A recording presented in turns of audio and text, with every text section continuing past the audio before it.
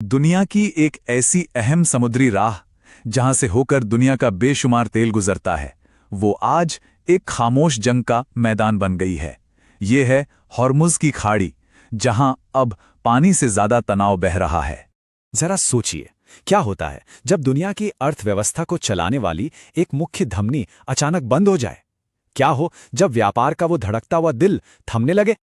इस पूरी कहानी की शुरुआत होती है इसी खाड़ी के दिल में पल रहे एक गहरे तनाव से। एक ऐसी जगह जहां दुनिया भर का व्यापार और बड़ी बड़ी सैन्य ताकतें आमने सामने आ खड़ी हुई हैं, और हर गुजरते पल के साथ टकराव का खतरा और भी गहराता जा रहा है।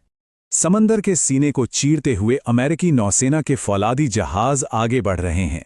यूएसएस ट्रिपोली के डेक पर F-35 लड़ाकू विमान किसी भी पल उड़ान भरने को तैयार हैं, और साथ में गाइडेड मिसाइल विध्वंसक हर चुनौती का जवाब देने के लिए तैनात हैं। ये ताकत का एक ऐसा खुला प्रदर्शन है जिसे कोई भी नजरअंदाज नहीं कर सकता।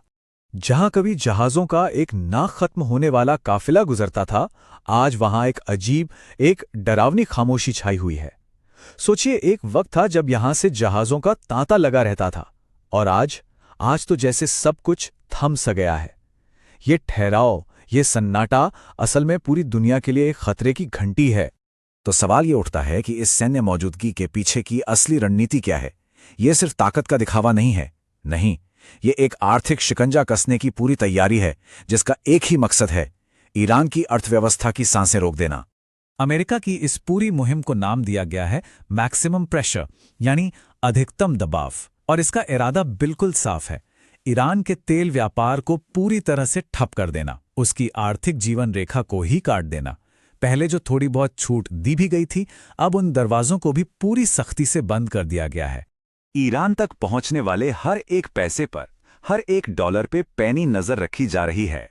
वो पैसा चाहे किसी तीसरे देश से घूमकर आए या किसी बहुत ही पेचीदा पेमेंट सिस्टम के जरिए, अमेरिकी एजेंसियां हर लेन देन की तह तक पहुंच रही हैं। ये किसी वैश्विक वित्तीय घेराबंदी से कम नहीं है। लेकिन इस भारी दबाव के बावजूद ईरान ने घुटने नहीं टेके हैं। उसने हॉर्मुज की खाड़ी पर अपना नियंत्रण बनाए रखा, और दुनिया की नजरों से छिपकर, अंधेरे में ही सही, अपना तेल बेचकर भारी मुनाफा भी कमाया, और उसका लगभग सारा तेल एक ही बड़े खरीदार तक पहुंचता रहा। और यही कहानी में एंट्री होती है ईरान के उस सबसे बड़े आर्थिक साझेदार चीन की, जो अब एक बहुत ही मुश्किल कश्मकश में फंस चुका है। अमेरिका की तरफ से चीन को एक सीधा और दो टूक संदेश भेजा गया है: ईरान से तेल खरीदना बंद करो, वरना अंजाम भुगतने के लिए तैयार रहो। चीन के सामने विकल्प बिल्कुल साफ रख दिए गए हैं। अगर उसका कोई जहाज यूएई जैसे देश से माल लेकर आता है तो उसे जाने दिया जाएगा, लेकिन अगर वही जहाज ईरान से आता है तो उसे वहीं रोक दिया जाएगा। मतलब, दुनिया से व्यापार करो, कोई हर्ज नहीं, पर ईरान से नहीं। अब सवाल यह है कि क्या चीन अपने सहयोगी ईरान के साथ मजबूती से खड़ा रहेगा या फिर पीछे हट जाएगा? अटकलें तो यही हैं कि चीन, जिस पर ईरान को चुपके से हथियार देने के भी आरोप लगते रहे हैं, वो अमेरिका से सीधे सीधे टकराव का जोखिम तो बिल्कुल नहीं उठाएगा, और शायद पीछे हट जाए। लेकिन जब शतरंज की इस बिसात पर सारे मोहरे अपनी अपनी चाल चल रहे थे, तब एक और बड़ा खिलाड़ी सामने आया, भारत, जो इस पूरे संकट में बहुत ही नाजुक संतुलन साधने की कोशिश कर रहा था।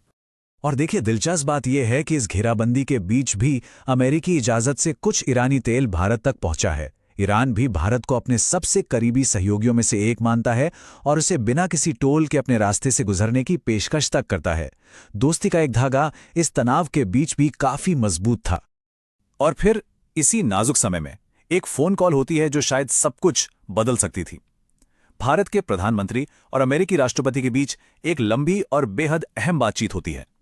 दुनिया के दो सबसे बड़े लोकतंत्रों के नेता इस वैश्विक तनाव के बीच आखिर क्या रास्ता निकाल रहे थे?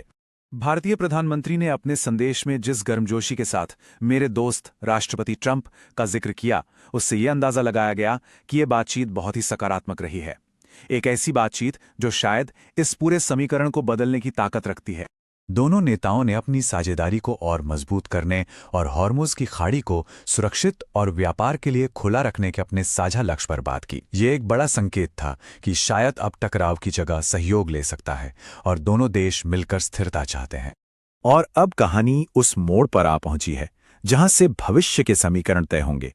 तनाव अभी भी बरकरार है, लेकिन हाँ, बातचीत के दरवाजे खुलने से एक नई उम्मीद भी जगी है। इस फोन कॉल के बाद से अमेरिका और भारत के बीच एक बहुत बड़ी और लंबे समय से अटकी हुई व्यापारिक डील के आगे बढ़ने की अटकलें बहुत तेज हो गई हैं। अमेरिकी राजदूत के बयानों ने भी इन उम्मीदों को और हवा दी है। इस बीच पूरी दुनिया की अर्थव्यवस्था ने अपनी सांसें थाम रखी हैं।